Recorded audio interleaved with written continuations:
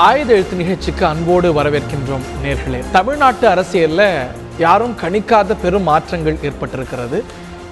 ரெண்டு தலைமைகளையும், திராவிட பெருங்கட்சிகளுடைய ரெண்டு தலைமையிலையும் மாற்றங்கள் ஏற்பட்டிருக்கிறது. திமுகவுடைய செயல் தலைவராக திரு ஸ்டாலின், அதிமுகவுடைய பொதுச் செயலாளராக திருமதி சசிகலா பொறுப்பேற்றிருக்கிறார்கள். இந்த சூழ்நிலையில் விரைவில் வருகிறது தேர்தல் களம். உள்ளாட்சி தேர்தல் தமிழ்நாட்டு அரசியலில் அடுத்த ஒரு முக்கியமான நிகழ்வாக இருக்க போகிறது. ஆர்கே நகர் இடைத்தேர்தலும் தான்.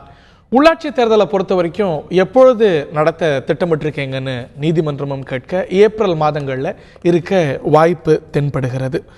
புதிய தலைமைகள் பொறுப்பேற்றிருக்கக்கூடிய ஒரு சூழ்நிலையில் களம் பற்றிய கேள்விகள் எழுகின்றன. தமிழ்நாட்டு அரசியலிலும் பரபரப்பான பல மாற்றங்கள் குறித்த கேள்விகள் எழுகிறது.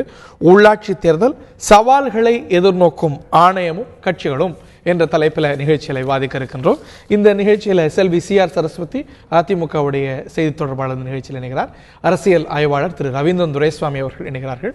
காங்கிரஸ் கட்சியுடைய மூத்த தலைவர், முன்னாள் நாடாளுமன்ற உறுப்பினர் திரு KS அழகிரி அவர்களும், பாரதிய ஜனதாவுடைய மாநில பொருளாளர் மற்றும் ஊடக பிரிவு தலைவர் திரு SR சேகர் அவர்களும் இணைகிறார்கள். அனைவரையும் நிகழ்ச்சிக்கு அன்போடு வரவேற்கின்றோம். முதல் கேள்வி திரு ரவீந்திரன் துரைசுவாமி அவர்கள்ட்ட நிகழ்ச்சியை தொடக்கணும்னு நினைக்கிறேன். இரண்டு திராவிட பெருங்கட்சிகளிலுமே தலைமை மாற்றங்கள் ஏற்பட்டிருக்கிறது. வர இருக்கக்கூடிய இந்த ஒரு தேர்தல் களம் குறித்த உங்களுடைய முதற்கட்ட பார்வை, கருத்து.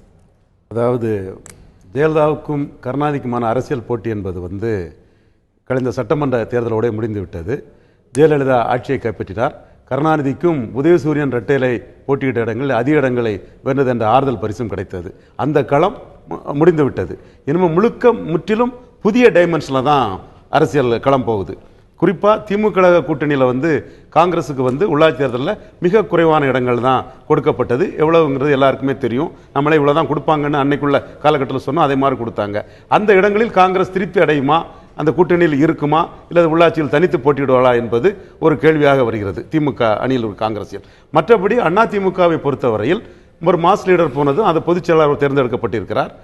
முதல்வராக அந்த இடத்தை நிரப்பதற்கு பன்னீர்செல்வம் அவர்கள் வந்திருக்கிறார்கள். இந்த மாற்றம் அதிமுக நிகழ்கிறது. அடுத்தபடியாக புதிய சக்திகள் இப்பொழுது ஜல்லிக்கட்டு போராட்டத்துக்கு திரண்ட இவர்கள் அமைப்பு ரீதியாக வருவார்களா? அதிமுகவின் பொதுச் செயலாளர் இருந்த ஜெயலலிதாவின் இரத்த உறவான தீபா அவர்கள் தீபா பேரவை சார்பாக களத்திற்கு வருவார்களா என்பதும் நாம் பார்க்க வேண்டும். அடுத்தபடியாக கட்சிகளை பொறுத்தவரை எடுத்துக்கொண்டால் பாஜக இந்த சூழ்நிலையை பயன்படுத்தி அதிக அளவு வேட்பாளர்களை நிறுத்துவதற்கான முயற்சிகளை பாஜக செய்கிறது. தமிழ் மாநில காங்கிரஸ் வாசன் அதை செய்து வருகிறார். நாம் தமிழர் கட்சி சீமான் அவர்கள் செய்து வருகிறார்கள். ஏன்னா இதில் அவங்களுக்கு ஏற்கனவே வாக்கு வங்கியை அதிகரித்து ஒரு நிரூபித்தால் தான் அவர்களுக்கு அடுத்த காலகட்டங்களில் மாறும் அரசியல் களங்களில் அவங்களுக்கு மதிப்பு இருக்கும், மரியாதை இருக்கும். யாரும் யார் மேலே இறக்கப்பட்டு எந்த பெரிய கட்சியும் சின்ன கட்சிகளை மதிக்கிறது இல்லை. வாக்கு வங்கியை காட்டி ஆகணும். அதனால வாக்கு வங்கியை காட்டி தம் அரசியல் கட்சியில் வளரவோ அல்லது கூட்டணி வாய்ப்புகளை பெறுவதற்கோ இந்த கட்சிகள் முயற்சி செய்கின்றன. ஆக இது முழுக்க பொலிட்டிக்கல் டைமென்ஷன் முழுமையா மாறிட்டு தான் எடுக்க முடியும். ரொம்ப முக்கியமான கருத்து திரு ரவீந்திரன் துரைசாமி அவர்கள் பதிவு செய்திருக்கிறது. இதுவரைக்கும் ஒரு வளமையான ஒரு களத்தை பார்த்துட்டு வந்த நிலையில ஒரு அரசியல் மாற்றம் ஒரு புதிய களத்துக்கு வித்திட்டு இருக்கிறது. அந்த வகையில் இந்த உள்ளாட்சி தேர்தல் மிக முக்கியமான தேர்தலாக தமிழக வரலாற்றில் இடம்பெறுவதற்கான வாய்ப்புகள் நிறைய உண்டு. புதிய களம் புதிய கோணங்களையும் புதிய திருப்பங்களையும் கொண்டிருக்குமா? நான் செல்வி சரஸ்வதி அவர்கள்ட்ட கேட்க வரும்போது, இது செல்வி ஜெயலலிதா அப்படிங்கிற மாஸ் லீடர் இல்லாத தேர்தல் களமா அதிமுக சந்திக்க போகுது. சசிகலாவுடைய தலைமை சந்திக்கக்கூடிய முதல் தேர்தல் களமாக இது இருக்கக்கூடிய வாய்ப்பு இருக்கிறது. ஆர்கே நகர் எப்போ வரப்போகுதுன்னு பார்க்கணும். அதிமுக வரலாற்றில் மிக கடுமையான களம் இது. பல சவால்கள், இதுவரைக்கும் நீங்க சந்திச்ச சவால்களை விட கூடுதலாக பல சவால்கள். எம்ஜிஆர் அப்படிங்கிற மேஸ் லீடர் இல்லாத, செல்வி ஜெயலலிதா அப்படிங்கிற ஒரு மேஸ் லீடர் இல்லாத ஒரு களம் எனில் இது ஒரு மிக கடுமையான களம் அதிமுகவுக்கு என்றால் மிகையா? அனைத்திந்திய அண்ணா திராவிட முன்னேற்ற கழகம் தொடங்கிய காலத்திலிருந்தே பல சவால்களை சந்தித்து வெற்றி பெற்ற இயக்கம். புரட்சித் தலைவர் காலத்திலும் சரி, அதன் பிறகு மாண்புமிகு முதலமைச்சர் அம்மா காலத்திலும் சரி, பல சவால்களை 96 மாண்புமிகு முதலமைச்சர் அம்மா மிகப்பெரிய தோல்வியை சந்திச்சாங்க. ஆனால் அதுக்காக கட்சி துவண்டு போகல, மறுபடியும் எழுந்து நின்றார்கள். இன்றைக்கு அம்மா அவர்கள் இல்லை என்ற ஒரு ஏக்கம், ஒரு வருத்தம், ஒரு வெற்றிடம் இருக்கிறது. ஆனால் அதே நேரத்தில் எங்கள் உணர்வில் இந்த இயக்கத்தில் இன்னும் அம்மா வாழ்ந்துட்டு இருக்காங்க. இன்னை வரைக்கும் இது அம்மாவுடைய அரசு தான், அம்மாவுடைய ஆட்சி தான். அவர் காட்டும் வழியில் தான் இன்னைக்கு அரசு நடைபெற்றுட்டு இருக்கிறது. அதே போல இப்பொழுது பொறுப்பேற்றிருக்கும் மாண்புமிகு பொதுச் செயலாளர் பொறுப்பேற்றிருக்கும் சின்னம்மா அவர்களும் அம்மாவுடன் இருந்து இந்த ஆட்சியை கட்சியை அம்மா எப்படி நடத்தினாங்கிறத நன்கு படித்தவர், அந்த பள்ளிக்கூடத்தில் நன்கு படித்தவர். நிச்சயமாக அவர் தலைமையில் இந்த உள்ளாட்சி தேர்தலில் அம்மா எப்படி வழி நடத்துவார்களோ அதே போல இந்த உள்ளாட்சி தேர்தலில் அனைத்து அண்ணா திராவிட முன்னேற்ற கழகம் போட்டியிடும், வெற்றி பெறும். அவருடைய தலைமைக்கான ஒரு சோதனை களமாக இதை பார்க்க வேண்டும் இல்லையா? சோதனையில் வெற்றி காண்பது தானுங்க ஒரு போராட்டமே. வாழ்க்கை என்பதே ஒரு சோதனை வரும்போது அதில் வெற்றி பெறும்போதுதான் அந்த போராட்டத்துக்கான வெற்றி அப்பொழுதுதான் கிடைக்கும். நிச்சயமாக நாங்கள் வெற்றி பெறுவோம்.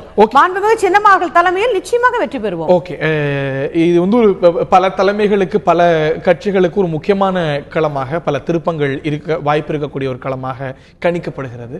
நான் திரு கே எஸ் அழகிரி அவர்கள்ட்ட கேட்க விரும்புகிறேன். திரு ரவீந்திரன் துரைசாமி சொன்ன அப்சர்வேஷன் பற்றி நீங்க கருத்து சொல்ல விரும்புங்க. கடந்த முறை உள்ளாட்சி தேர்தல் நடப்பதாக இருந்தது, கடைசி கட்டத்தில் நீதிமன்ற தீர்ப்பால அது தள்ளி போயிருக்கு, உங்களுக்கு தெரியும். அந்த சமயத்துல உங்களுக்கு கிடைத்த ஒதுக்கீடு பற்றிய விமர்சனங்கள் இருந்தது. தொடக்கத்தில் உங்க கட்சியிலேயே கூட சில குரல்கள் கேட்க முடிந்தது அதிருப்தியாக. இந்த தேர்தலில் ஸ்டேட்டஸ் கோ கூட்டணியை பொறுத்த வரைக்கும் நீடிக்குமா, இல்ல இதுல வந்து கூட்டணிகளை பொறுத்த வரைக்கும் மறுபரிசீலனைக்கான வாய்ப்புகளையும் மறுத்துவிட முடியாதா? உள்ளாட்சி தேர்தல் கூட்டணி என்பது ஒரு நாடாளுமன்ற தேர்தலை போலவோ சட்டமன்ற தேர்தலை போலவோ ஒரு வரைமுறைக்குள் வருகிற ஒரு கூட்டணி அமைப்பு அல்ல. எங்களுடைய தமிழ்நாடு காங்கிரஸ் கட்சியுடைய தலைவர் திருநாவுக்கரசர் அவர்கள் கூட ஒரு பேட்டியின் பொழுது எந்த ஒரு கூட்டணியும் ஆயுட்கால கூட்டணி என்று சொல்லிவிட முடியாது என்று அவர்கள் சொல்லியிருக்கிறார்கள்.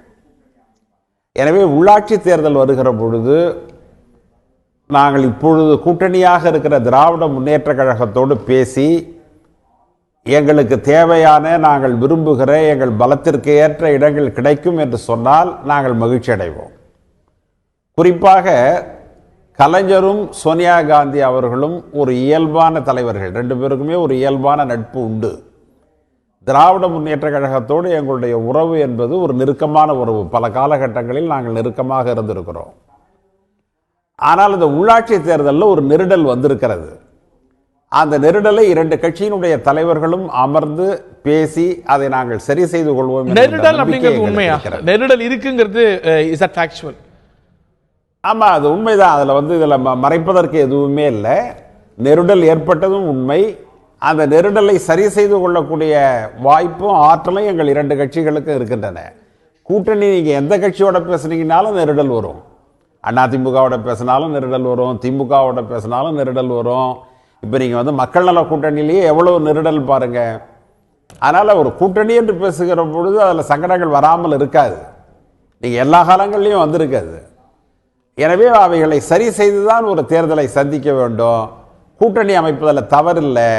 அப்படி ஒரு நிலை வருகிற பொழுது ஒரு முறையான கூட்டணியை நாங்கள் அமைப்போம் என்கின்ற நம்பிக்கை எங்களுக்கு இருக்கிறது. இது ஒன்று. இரண்டாவது, இன்றைய காங்கிரஸ் தொண்டர்களுடைய நிலை என்னவென்று சொன்னால், ஏன் காங்கிரஸ் ஒரு மாற்று சக்தியாக தன்னை உருவாக்கி கொள்ளக்கூடாது என்பதுதான் இன்றைக்கு இருக்கிற காங்கிரஸ் தொண்டர்களுடைய ஒரு கருத்து. பரவலாக அந்த கருத்து இருக்கிறது. இளைஞர்கள் என்ன நினைக்கிறார்கள் என்று சொன்னால், நீங்கள் இன்னொரு அரசியல் கட்சியினுடைய சேட்டலைட் கட்சியாக இருப்பீர்கள் என்று சொன்னால் எதற்காக உங்கள் கட்சியில் நாங்கள் சேர வேண்டும்? அதற்கு நாங்களே அந்த கட்சியில் போய் சேர்ந்துக்கிறோம். நீங்க உங்களுடைய கொள்கைகளை நடைமுறைப்படுத்தி உங்களுடைய கொள்கைகளை நீங்கள் கையிலே எடுத்து நீங்கள் போராட்டம் நடத்தி ஒரு புதிய அமைப்பை நீங்கள் உருவாக்குவீர்கள் என்று சொன்னால்தான் எங்களுக்கு உங்கள் மீது கவர்ச்சி வரும் என்கின்ற எண்ணம் நிறைய இளைஞர்களிடம் இருக்கிறது. அவர்கள் சொல்லுகிறார்கள். எனவே அவைகளையும் நாங்கள் கவனத்தில் எடுத்துக்கொள்ள வேண்டி இருக்கிறது. இவைகளையெல்லாம் கவனத்தில் எடுத்துதான் ஒரு அரசியல் முடிவு எடுக்க முடியுமே ஒழிய கூட்டணி உண்டா இல்லையா என்று ஒரு வார்த்தை கேட்டால் அதற்கு உண்டு என்றோ இல்லை என்றோ இந்த நேரத்தில் சொல்ல முடியாது என்பதை மட்டும் நான் கூறிக்கொள்கிறேன். அனைத்து இந்திய அண்ணா திராவிட முன்னேற்ற கழகத்தை பற்றி சரஸ்வதி சகோதரி அவர்கள் சொன்னார்கள். அதில் அது அவர்களுடைய கட்சி பிரச்சனை. ஆனால் நான் ஒன்று சொல்ல விரும்புவது என்னவென்று சொன்னால், இன்றைக்கு அந்த இயக்கத்தினுடைய வலிமை கடந்த காலத்தில் இருந்ததை போல இல்லை. இன்றைக்கு அந்த இயக்கத்தில் இருக்கிற மன ஓட்டம் என்பது ஒரு சஞ்சலத்தோடு இருக்கிறது. எனவே அந்த நிலை இருக்கிற பொழுது அவர்கள் ஒரு பலமான கட்சி என்றோ சோதனைகளை தாண்டி வருவோம் என்று சொல்வதோ நடைமுறை சாத்தியமாக எனக்கு படவில்லை என்பதை மட்டும் இந்த விவாதத்தில் நான் பதிவு செய்ய திரு எஸ்.ஆர். சேகர் அவர்களுடைய முதற்கட்ட கருத்தை கேட்க விரும்புகிறேன். ஏற்கனவே பதிவு செய்யப்பட்ட சில கருத்துக்களுக்கு பதில் சொல்ல விரும்புங்க. உள்ளாட்சி தேர்தல் தொடர்பாக என்னுடைய இன்னொரு கேள்வியும் சேர்த்து பதில் சொன்னால் சரியா இருக்கும்னு நினைக்கிறேன். காங்கிரஸ் கட்சியுடைய தலைவர் ஒரு முக்கியமான குற்றச்சாட்டை பாஜக அரசு மீது வைத்திருக்கிறார். அதாவது ஆளும் கட்சியையும் ஆளும் அரசையும் தனது கட்டுப்பாட்டில் பாஜக வைத்திருக்கிறது, மத்திய அரசுடைய பிடியில தமிழ்நாடு அரசு இருக்கு அப்படின்னு சொல்லியிருக்கிறாரு. இந்த குற்றச்சாட்டுக்கும் சேர்த்தே பதில் சொல்லுங்க. நான் முதல்ல அந்த குற்றச்சாட்டுக்கு பதில் சொல்லிடுறேன். அதுக்கப்புறம் தமிழ்நாட்டு அரசியலில் பாரதிய ஜனதா கட்சியினுடைய பங்களிப்பு, உள்ளாட்சி தேர்தலில் அதனுடைய வெற்றி வாகையினுடைய ஆப்பர்ச்சுனிட்டிஸ் பற்றி நான் சொல்லுகிறேன். அண்ணன் திருநாவுக்கரசு இதே மாதிரி கனவு காணுவதிலே வல்லவர். நான் அவரை குறை சொல்லவில்லை. Is a wonderful manager. அவர் எங்கே போனாலும் கூட ஓரளவுக்கு எல்லாரையும் அரவணைத்து போகக்கூடியவர். ஆனால் துரதிருஷ்டவசமாக அவர் எங்கள் கட்சியிலுக்கு வந்தார், நாங்கள் எதிர்கட்சியாக மாறிட்டோம். அப்புறம் காங்கிரஸுக்கு போனார், காங்கிரஸ் எதிர்கட்சியாக போச்சு. திராவிட முன்னேற்ற கழகத்துக்கு போனார், அது ஆளுகின்ற கட்சியாக வருவதற்கான வாய்ப்புகள் இருந்தது, அது எதிர்கட்சியாகவே கண்டினியூ பண்ண வேண்டிய நிலைமை ஆகிப்போச்சு. என்ன சொல்ல வரீங்க? ஆனாலும் கூட அதிமுகவில் இருந்தால் நான் இன்றைக்கு முதல் மந்திரியாக இருப்பேன் என்று வேறொரு கட்சிக்கு போன பிறகு கூட வெளிப்படையாக சொல்லுகின்ற தன்னுடைய ஆசைகளை வெளிக்காட்டிக் கொள்பவர்.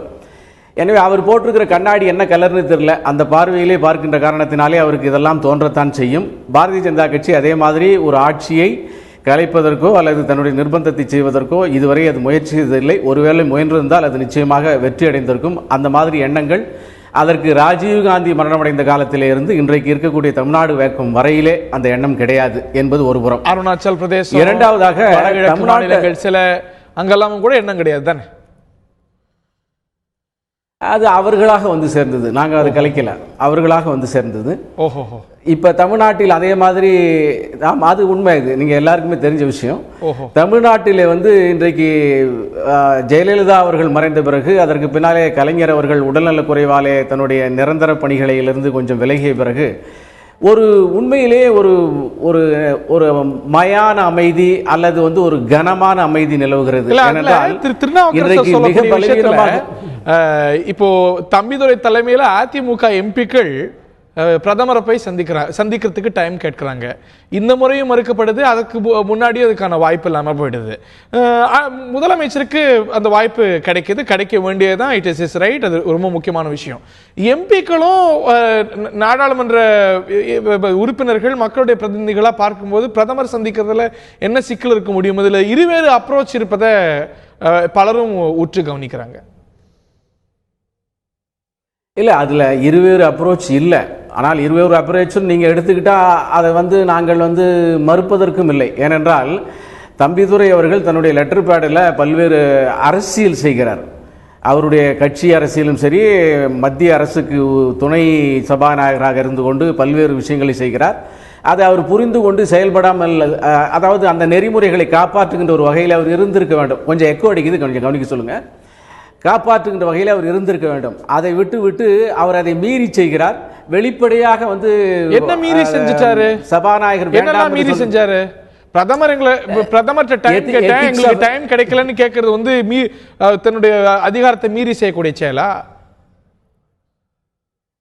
இல்ல, துணை சபாநாயகருடைய லெட்டர் பேடில் கட்சி விஷயங்கள் எல்லாம் செய்கிறார் என்பது வெளிப்படையாக பத்திரிகையில் வந்த விஷயம். அது மட்டும் இல்ல, பாராளுமன்றத்தில் துணை சபாநாயகர் எதிர்த்து பேசுவதற்கான அதே மாதிரியாக பாராளுமன்றத்திலே துணை சபாநாயகர் அவருடைய அளவிலே எழுந்திருச்சு பேசுவதற்கு கேட்பதற்கான ஒரு விதிமுறை இல்லை என்கின்ற போது ஒரு மறுபடியும் சபாநாயகருடைய விஷயங்களை மீறி செய்கின்ற விஷயம். இதெல்லாம் இந்த விஷயத்துக்குலாம் நான் வரல. இதெல்லாம் அவருடைய தனிப்பட்ட விஷயம், திடீரென மாறிய ஒரு விஷயம் தான். அந்த நாடாளுமன்றத்தில் எழுந்து டைம் கேட்கறதெல்லாம் இல்ல, அதே மாதிரி அதுக்கு துணை சபாவினுடைய மரபுகள் சில இருக்கிறது. அதை அவருக்கு சரியாக கடைபிடிக்கவில்லை என்பது குற்றச்சாட்டு எல்லா இடங்களிலும் பேசப்படுகிறது. அதனால வேண்டுமென்றே அவருக்கு மறுக்கப்படவில்லை.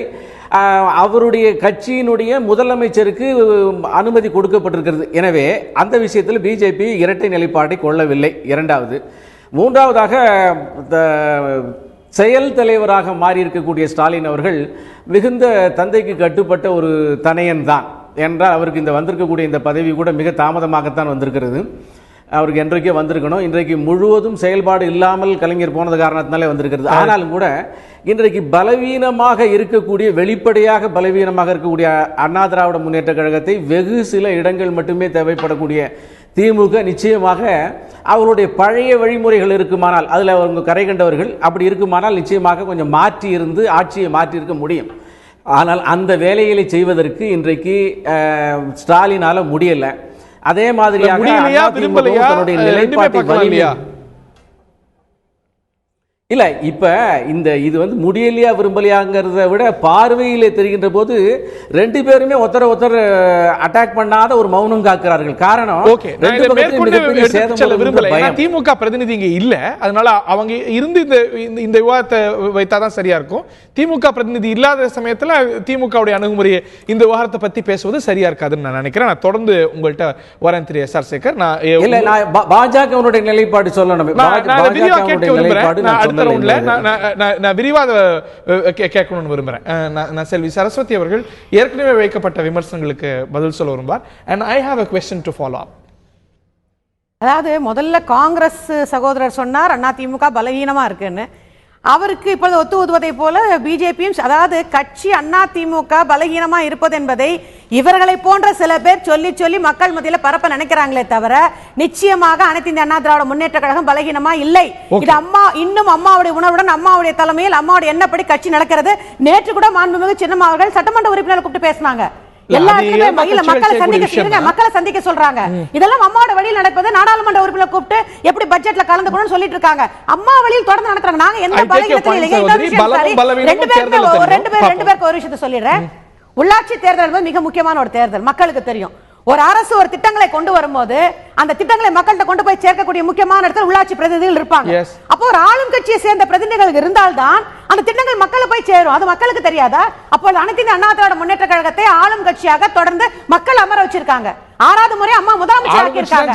நிச்சயமாக ஆளும் கட்சி எதிர்கட்சி ஜெயிச்சா ஆளுங்கட்சி திட்டங்களை கொண்டு போய் சேர்த்துருவாங்களா? மக்கள்கிட்ட சேர்ப்பாங்களா? சொல்லுங்க, சேர்ப்பாங்களா?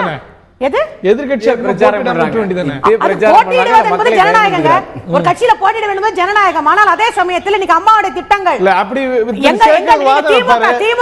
திமுக கட்சி தான் மாநிலத்தில் தான் நல்லது.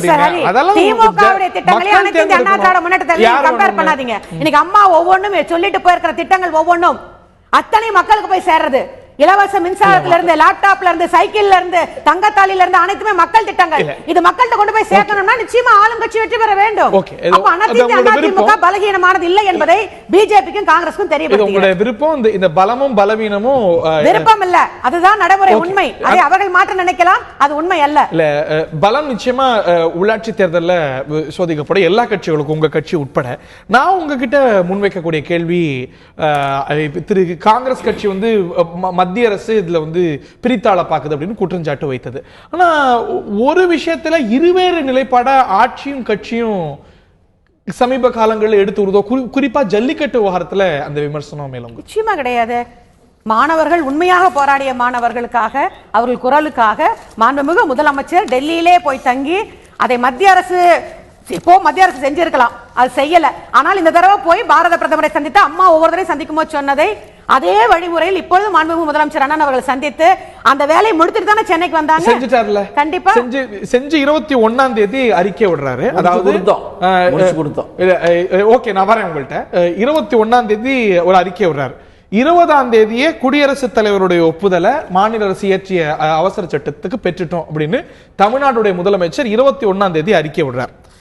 21ஆம் தேதி அதே 21ஆம் தேதி எந்த கோரிக்கை ஏற்கப்பட்டு விட்டது முந்தின நாளேன்னு முதலமைச்சர் சொல்றாரோ அந்த கோரிக்கையை வைத்துக்கொண்டு அதிமுகவுடைய எம்பிக்கள் குடியரசுத் தலைவரை போய் சந்திக்கிறாங்க.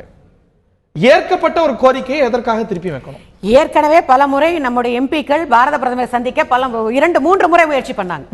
மாண்புமிகு நம்முடைய சபாநாயகர் அண்ணன் தம்பிதுரை தலைமையில் 2-3 முறை முயற்சி பண்ணாங்க. ஒவ்வொரு தடவையும் பாரத பிரதமர் அவங்க சந்திக்கவே இல்லை. அதனால அவங்க கொண்டு போய் அவர்கள் கையில் வைத்திருந்த கடமை அதிமுக எம்பிக்களுக்கு இருக்கு.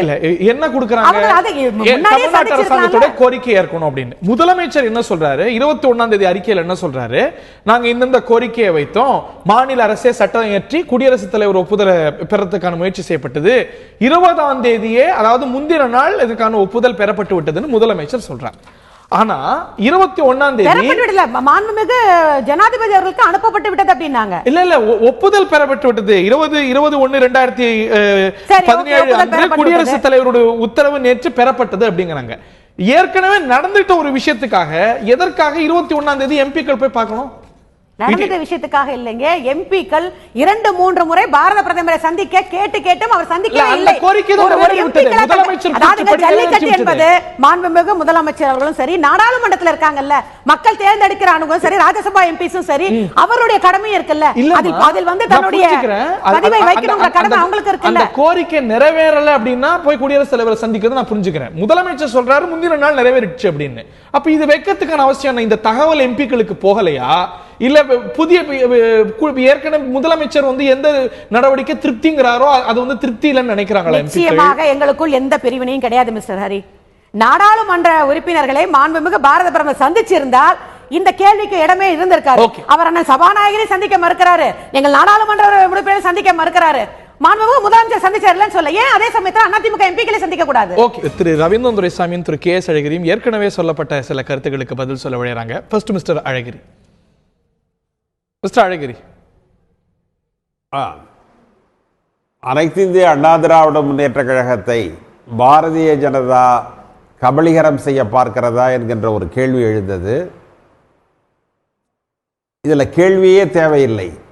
கடந்த 1 மாத காலமாக நடைபெறுகிற அரசியல் நிகழ்வுகளை பார்த்தால் பாரதிய ஜனதா தலைமை எவ்வளவு திட்டமிட்டு தமிழகத்தில் ஆளுங்கட்சியை பிளப்பதற்கான வழிகளை செய்கிறார்கள் என்பது நமக்கு தெரியும். பிரதமர் முதலமைச்சரை சந்திக்கிறார், ஆனால் 50 நாடாளுமன்ற உறுப்பினர்களோடு செல்லுகின்ற நாடாளுமன்ற துணைத் தலைவரை சந்திக்க மறுக்கிறார். அதே கட்சியை சேர்ந்தவர் எனக்கு நன்றாக தெரியும். தமிழ்நாட்டுடைய ஆட்சி தலைவர் இல்லையா, அரசாங்க தலைவர் இல்லையா? இல்ல, இருக்கலாம், தாராளமா இருக்கலாம். எனக்கு தெரிந்தவரை என்னுடைய அனுபவத்தில் 5 நாடாளுமன்ற உறுப்பினர்கள் ஒரு கையெழுத்திட்டு ஒரு பொது பிரச்சனைக்காக சென்றாலே பிரதமர் வந்து அவர்களை சந்திப்பார். அவர் முக்கியமான கூட்டத்தில் இருந்தால் கூட வெளியிலே வந்து அந்த விண்ணப்பத்தை பெற்றுக்கொண்டு நான் கவனிக்கிறேன் என்று சொல்லுகின்ற வழக்கம் ஆதிகாலம் தொட்டு நாடாளுமன்றத்திலே உண்டு. தனிப்பட்ட விஷயங்களுக்காக நாடாளுமன்ற உறுப்பினர்கள் சென்றால்தான் பார்க்க சம்மதிக்க மாட்டார்கள். ஆனால் 5 நாடாளுமன்ற உறுப்பினர்கள் போனாலே போதும், அவர்களை சந்திப்பார்கள். ஆனா இந்த விஷயத்துல தமிழ்நாடு முதலமைச்சருக்கும் அவர் சார்ந்திருக்கக்கூடிய கட்சியுடைய எம்பிக்களுக்கும் வெவ்வேறு கோரிக்கை இருக்க முடியுமா? முதலமைச்சரை இப்ப சந்திச்சிட்டாரு, முதலமைச்சர் கோரிக்கை வச்சுட்டாரு, அதன் மீது நடவடிக்கை பிறகு தொடருது. வேற கோரிக்கையை அதிமுக எம்பிக்கள் வைக்க முடியும்? இல்ல, அதான் சொல்றேன், அவர்களும் அதே கோரிக்கைக்கு தான் போகிறார்கள். ஆனால் அவர்களை சந்திக்க மறுக்கிறார். நாடாளுமன்றத்தில் நாடாளுமன்ற உறுப்பினர்களுக்கு தான் மிகப்பெரிய முக்கியத்துவம், முதலமைச்சரை விடவும் கூட. நீங்க நல்லா புரிஞ்சுக்கணும், நீங்க நாடாளுமன்றத்திற்குள் ஒரு முதலமைச்சர் நுழைவதற்கு சிரமங்கள் உண்டு, ஆனால் ஒரு நாடாளுமன்ற உறுப்பினர் நுழைவதற்கு எந்த சிரமங்களும் கிடையாது. அவர்கள் திட்டமிட்டு செய்கிறார்கள். இப்ப உதாரணமா நான் உங்களுக்கு ஒன்று சொல்றேன். இல்ல, திட்டமிட்டு செய்யறாங்க, பிளக்கறாங்க அப்படின்னா அந்த முதலமைச்சர் பன்னீர்செல்வமோ இல்லாட்டி இந்த கட்சியுடைய பொதுச் செயலாளர் சசிகலாவோ சொல்லிருக்கலாமே எங்க கட்சிக்குள்ள இதை பண்ண பாக்குறாங்கன்னு. முதலமைச்சரும் சொல்லல, பொதுச் செயலாளரும் சொல்லல, ஆட்சி தலைவரும் சொல்லல, கட்சி தலைவரும் சொல்லல. அவர்களை சொல்ல விடாமல் அளவிற்கு அவர்கள் பயமுறுத்தி இருக்கிறார்கள். உதாரணமா பணமதிப்பு நீக்கத்திற்கு பிறகு இந்தியாவிலேயே மிக அதிகமான வருமான வரி சோதனை நடைபெற்ற இடம் தமிழ்நாடு தான். ஆந்திராவில் இல்லை, உத்தரப்பிரதேசத்தில் இல்லை, பஞ்சாபில் இல்லை. நீங்கள் வேணா அந்த கணக்கெடுத்து பாருங்க, தமிழ்நாட்டில் தான் மிக அதிகம். இப்போ உதாரணமாக தமிழ்நாட்டுடைய தலைமை செயலாளர் இல்லத்தில் சென்று அவங்க வந்து ரெய்ட் செஞ்சாங்க, தலைமை செயலகத்திற்கே வந்தார்கள். கடைசியில் பார்த்தீங்கன்னா உண்மை என்னவென்று சொன்னால் தலைமை செயலாளர் வீட்டில் ஒரு 1,50,000 ரூபா தான் பணம் இருந்திருக்கு. ஒரு தலைமை செயலாளர் வீட்டில் 1,50,000 ரூபா இருக்காதா? எந்த அடிப்படையில் அவர் வீட்டுள்ளார் நுழைஞ்சாங்க, எந்த அடிப்படையில் தலைமை செயலகத்திற்கு வந்தார்கள், அதுக்கு பிறகு அச்சமடைய வைக்கிறார். அரசியல் தலைவர்கள் மற்ற தரங்களுக்கு அது விரிவடைஞ்சா அந்த குற்றச்சாட்டு வைக்கலாம். அது தலைமைச் செயலாளரோட முடிஞ்சிடுச்சு இல்லையா? அதுவும் இந்த குற்றச்சாட்டு முதலமைச்சர் சொல்ல அந்த கட்சி அதிகாரப்பூர்வமா அதை கண்டிக்கல. ஆமாங்க, அவங்க பயப்படுறாங்க, அதை கண்டிக்கிறதுக்கு பயப்படுறாங்க. தலைமை செயலாளருக்கு நிகழ்ந்த, அதாவது தலைமை செயலகத்திற்குள்ளார ஒரு மத்திய அரசாங்கத்தினுடைய வருமான வரித்துறை என்ஃபோர்ஸ்மெண்ட் இங்க வந்து சோதனை செய்கிறார்கள் என்று சொன்னால், அதை விட ஒரு மாநிலத்தினுடைய சுயாட்சியில தலையிடுவதற்கு என்ன என்ன என்ன நியாயம் இருக்கிறது? கூட்டாட்சி அமைப்பு மிரட்ட முடியாது, மக்கள் அரசு முடியாது. ஓகே மிஸ்டர் அழகிரி, நான் புரிஞ்சுக்கிறேன் உங்களோட கருத்தை, நான் புரிஞ்சுக்கிறேன். எஸ், சுருக்கமா முடிச்சிருங்க. Then I have to go to the other guests. Yes, சுருக்கமா முடிச்சிருங்க. ஒரு கூட்டாட்சி அமைப்புக்கு, கூட்டாட்சி தத்துவத்திற்கு எதிரான ஒரு செயல். நான் உன்னை பயமுறுத்துவேன், நீ பயப்பட வேண்டும் என்பதை போன்ற ஒரு நடவடிக்கையை மோடி எடுத்தார். இவர்கள் வாய்மூடி மௌனிகளாக இருந்து விட்டார்கள். காரணம் என்னவென்று சொன்னால், அனைத்து இந்திய அண்ணா திராவிட முன்னேற்ற கழகத்தை அருணாச்சல பிரதேசத்தில் செஞ்ச மாதிரி இங்க முதலமைச்சர் தனியாகவும் பொதுச் செயலாளர் தனியாகவும் ஆக்கி அந்த ஆட்சியை, அந்த கட்சியை கைப்பற்ற வேண்டும் என்பதுதான் பாரதிய ஜனதாவுடைய நோக்கம்.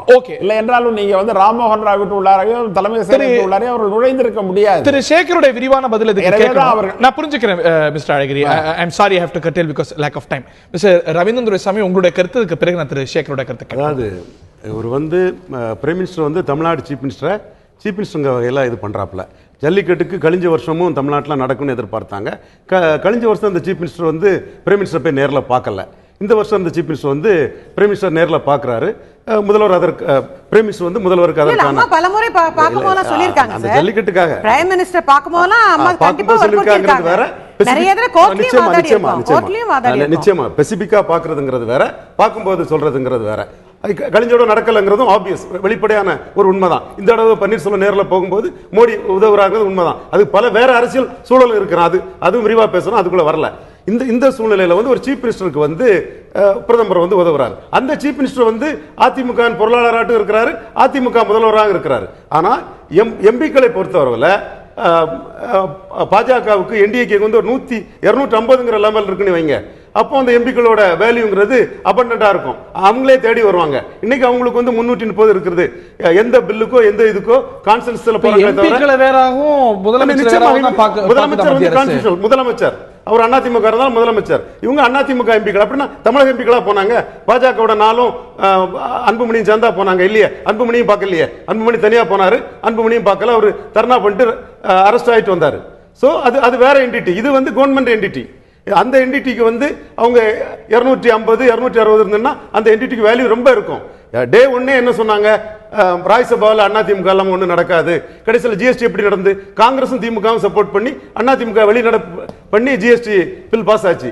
இன்னும் சொல்ல போனா லோக்சபா பொறுத்தவரையில் அதிமுகவுக்கு எம்பிக்கள் வந்து சூப்பர் ஃப்ளூவஸ், ராஜ்யசபா பொறுத்தவரையில் இன்அடிக்குவேட். ராஜ்யசபாவில் கான்சென்சஸ் தான் வர முடியும். நீங்க வந்து இது காங்கிரஸ் ஆட்சி இருக்கும்போது பாஜக சப்போர்ட்ல தான் தெலுங்கானா வந்து நம்மளோட முதல் பதிவிலே நம்ம இதை பதிவு பண்ணோம். இப்படிதான் வரும் எதிர்காலத்தில் நம்ம பதிவு பண்ணோம். இன்னைக்கும் அப்படித்தான், காங்கிரஸ் சப்போர்ட் பண்ணாதான் பிக் டிக்கெட் ரிஃபார்ம்ஸ் இது பண்ண முடியும். ஜிஎஸ்டி காங்கிரஸ் சப்போர்ட் பண்ணிச்சு. இதுக்குள்ள வேல்யூ வந்து நாளைக்கு பிரசிடென்ட் எலெக்ஷன் வந்தாலும் சரி, வைஸ் பிரசிடென்ட் எலெக்ஷன் வந்தாலும் சரி, கான்சென்சஸ்ங்கிற அடிப்படையில் பார்த்தாலும் சரி, இது நல்ல பிளாக் பண்ணாலும் கூட இது வந்து பேலன்சிங் ஓட் அல்ல, டிசைடிங் ஓட் அல்ல. அந்த வேல்யூ அடிப்படையில் ஒரு பிரச்சனையுடைய வேல்யூ அணுகுவது சரியா அப்படிங்கிறது கேள்வி இருக்கு. இன்னொன்னு, ஆட்சி ஆளுங்கட்சி ரெண்டு அணுகுமுறையில மாற்றம் இருக்கா? அந்த ஒரு புரிதல் தவறானதா? ஆட்சி அணுகுமுறை ரெண்டு மாற்றம் இருந்தாலும் கூட நிச்சயமா வந்து பன்னீர்செல்வத்தோட இதுக்கு வந்து சென்ட்ரல் கவர்மெண்ட் வந்து ஃபெசிலிட்டேட் பண்றாங்க. நீங்க கவர்னர் வந்து சீஃப் மினிஸ்டர் தான் பண்றாரு. எப்படி பண்றாரு? 26ஆம் தேதி இவர் சீஃப் மினிஸ்டர் கொடியேற்றுவாருங்கிறத சொல்லிக்கிட்டு அவர் போறாரு. அவர் வந்து நினைச்சிருந்தா வந்து அவரே குடியரசு கொடியேற்றி இருக்கலாம், பட்னாவிஸ் அங்க கொடியேற்ற சொல்லி இருக்கலாம், அல்லது வந்து கருணாநிதி சொல்லக்கூடிய முறைப்படி சீஃப் ஜஸ்டிஸ் பண்ண சொல்லி இருக்கலாம். பன்னீர்செல்வத்துக்கு ஒரு கௌரவத்தை கொடுக்க வந்து இவர் வித்யாசாகர் விரும்புறாரு. அதுல வந்து தெளிவா தெரியுது. இதுதான் அவரு இன்டர்பிரட் பண்றாரு, வேற மாதிரி இன்டர்பிரட் பண்றாரு. நம்ம அழகிரி அண்ணன் வேற மாதிரி இன்டர்பிரட் பண்றாரு. அவரோட கருத்திலே வந்து முழுக்க மறுக்க முடியாது. அடுத்தபடியா வந்து இவங்க அதிமுக வந்து அடுத்த உள்ளாட்சி தேர்தல் எப்படி ஃபேஸ் பண்ண போறாங்கிறது வந்து இன்னொரு கேள்விக்குறியா இருக்குது. பன்னீர் வந்து வார்தா புயல்ல ரொம்ப சிறப்பாக செயல்பட்டார். சந்திரபாபு நாயுடு சந்திச்சு கிருஷ்ணாவதி நீரை கொண்டு வந்திருக்கிறாரு. அடுத்தபடியா வந்து இதுவரை நடக்காத ஜல்லிக்கட்டை அவர் மோடியை பார்த்து நடத்தியிருக்கிறாரு. அதை ப்ரொஜெக்ட் பண்ணுவாங்களாங்கிறது பார்த்து தான் அறியணும். ஓகே, திரு சேகர் ஏற்கனவே வைக்கப்பட்ட விமர்சனங்களை எதிர்கொள்ள விரும்புவீங்க. நீங்க வந்து இதுல ஒரு டிவைட் அண்ட் ரூல் பண்ண பார்க்குறீங்க அப்படிங்கிற ஒரு குற்றச்சாட்டை காங்கிரஸ் கட்சி வைக்குது. அதுக்கு பல காரணங்களையும் திரு அழகிரி சுட்டி காட்டுறார். இல்லை, அழகிரி அவர்கள் பாராளுமன்ற உறுப்பினராக இருந்தவர். அவர் வந்து அது காங்கிரஸ்காரர்களுடைய இயல்பு. அவங்க எவ்வளோ பெரிய போஸ்ட்டில் இருந்தாலும் கூட கூச்சமில்லாத உண்மைக்கு புறம்பாக பேசுவாங்க. அது பாருங்கள், அந்த ராம்மோகன் ராவனுடைய விஷயத்தில் மத்திய அரசு வந்து மாநில சுயாட்சி, மாநில நன்மைகளுக்கு எதிராக ஒரு ரெய்டில் வந்து ஒரு எவிடன்ஸ் கிடைக்குது. அந்த எவிடன்ஸ் வந்து ராம்மோகன் ராவ் சம்பந்தப்பட்டதாக இருக்குது. அதனால வர்றாங்க. அது யாரா இருந்தாலும் அரசியல் சட்டத்தில் எல்லாரும் அரசியல் சட்டத்துக்கு முன்னால ஒன்று தான். செல்வி ஜெயலலிதா தமிழ்நாட்டு அரசின் முதலமைச்சராக இருந்தா தமிழக தலைமைச் செயலாளருடைய பிரெமிசஸ்ல அவர் அமர்ந்திருக்கக்கூடிய தலைமைச் செயலகத்தில் ரெய்டு நடந்திருக்குமா? பிரதமர் நரேந்திர மோடி பிரதமராக இருக்கின்ற வரை சட்டத்துக்கு புறம்பாக ஊழலுக்கு ஒத்துழைக்கக்கூடிய யாருக்கும் இதே நிலைமை எப்போதும் நடக்கும். அது ஜெயலலிதாக இருந்தாலும் சரி, அது ஜெயேந்திரராக இருந்தாலும் சரி, அது நம்மை படைத்த கடவுளாக இருந்தாலும் சரி, அது நியாயத்துக்கு புறம்பாக இந்த அரசு செல்லாது என்பதற்கு நரேந்திர மோடியினுடைய இந்த செயல்பாடு உதாரணம். அதனால அதே மாதிரி அண்ணன் அழகிரி பேசுகின்ற போது ஆயுட்கால கூட்டணி இல்லை திமுக அப்படிங்கிற மாதிரிலாம் பேசினாங்க. திமுகவோடு நெருக்கமாக இருப்பதாக சந்தோஷம் ஏற்பட்டு கொண்டாங்க. நிச்சயமாக, ஏனென்றால் ரெண்டு பேருக்கும் ஒரு நெருக்கத்தில் இருக்க வேண்டிய கட்டாயம் அந்த குடுக்க வாங்கல் இருக்கின்ற காரணத்தினாலே அவர்கள் வந்து கட்டாயம் இருந்துதான் ஆக வேண்டும். அதனால இருக்கிறார்கள். ஆகவே தான் பாஜக வந்து இல்ல, பாஜகவை வந்து அவர்கள் வந்து அதிமுகவை மிரட்டி பணிய வைக்கிறார்கள் என்றால் ஏற்கனவே வந்து இதே மாதிரியாக மிரட்டி பணிய வைத்தே பழக்கப்பட்டு இருந்த காரணத்தினால அதே எண்ணத்தை தான் எங்கள் மீது அவர் நினைப்பார். அதனால் அவருடைய நினைவுகள் இப்படி இருக்கிறதுல நான் வந்து ஆச்சரியப்படவில்லை. ஆனால் என்னுடைய கேள்வி, அவருடைய பிரதமரை சந்திப்பதற்கு ஏன் நேரம் ஒதுக்கவில்லை என்ற அந்த கேள்விக்கு ரவீந்திரன் துரைசாமி அழகாக பதில் சொல்லிவிட்டார். எனவே அதுக்கு நான் திருப்பி பதில் சொல்ல வேண்டும்.